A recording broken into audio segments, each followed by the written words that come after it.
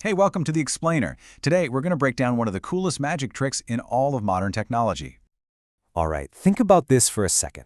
It just works, right? It feels totally seamless. You're typing, you're switching songs, an email alert pops up. But underneath that smooth surface, there's an absolutely incredible juggling act going on. So here's the secret. Your computer isn't literally doing all those things at the exact same millisecond. The thing is, your operating system, your OS, is just so unbelievably good at managing everything that it feels like it is. This is the story of how that incredible illusion is even possible. Okay, so to really get this, we've got to take a little trip back in time. Back to when computers were, well, a whole lot simpler. We're talking about the journey from a machine that can only do one thing at a time to the multitaskers we carry around in our pockets. You see, the very first computers had a one-track mind. You could run one program, and that was it. That program had total control over the entire system. And this, as you can imagine, created a huge bottleneck. If one big calculation was running, everything else just had to wait in line. Super inefficient, right?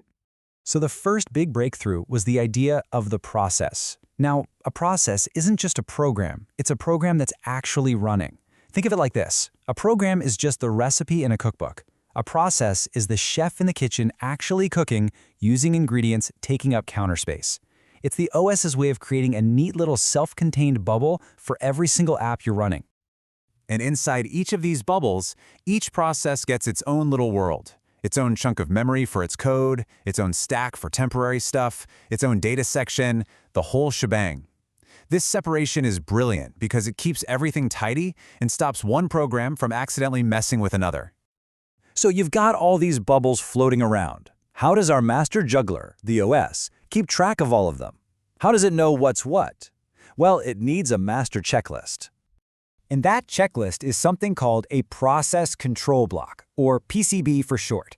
You can just think of the PCB as a super detailed file folder for every single process. It's got the process's ID, its priority, what state it's in, literally everything the OS needs to know to manage it perfectly. Now, what's really cool is that a process isn't just on or off. It has a whole life cycle. It moves through these 5 different states. First, it's new, as it's being created. Then it gets in line in the ready state, waiting for the CPU. Then it gets its shot, it's running. If it needs to wait for something, like a file from your hard drive, it gets blocked. And when it's all done, it's terminated. And the OS is just shuffling processes between these states at lightning speed. Okay, but of course, this led to a new problem. Creating and managing all of these separate self-contained process bubbles, it's a lot of work for the computer. They're kind of heavy and clunky, and switching between them takes up valuable time.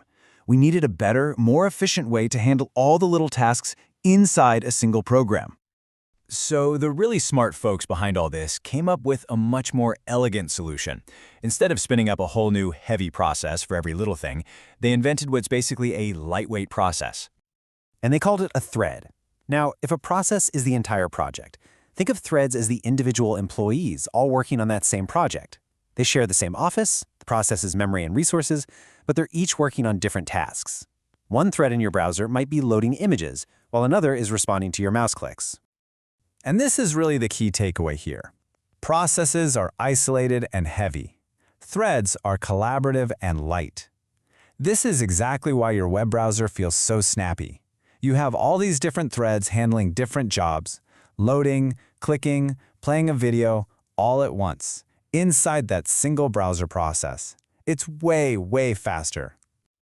Okay, so let's recap. The OS is juggling processes, and inside those processes, it's juggling threads. But if you only have one CPU core, how in the world can it run them all at the same time? Well, here's the magic trick again. It doesn't. It just switches between them so mind-bogglingly fast that you can't tell the difference. So let's actually walk through what happens. Imagine your music player, let's call it process A, is humming along using the CPU. And then, bam, an interrupt happens. Maybe you clicked on a different window, or maybe a tiny internal clock in the OS just says, okay, your turn is up.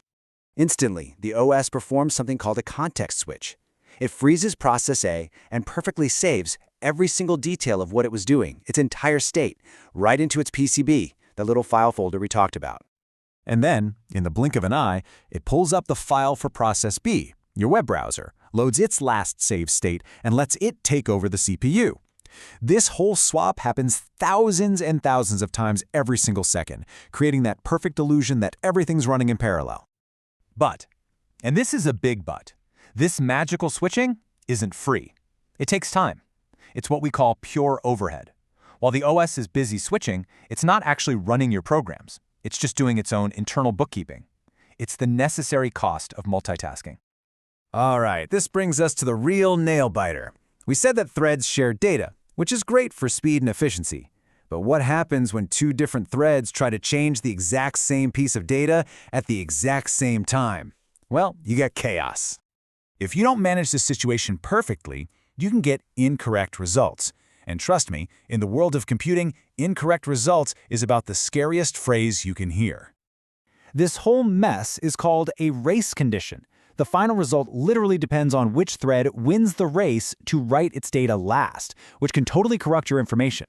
Think about two ATM withdrawals trying to pull money from the same bank account at the exact same microsecond. Yeah, not good.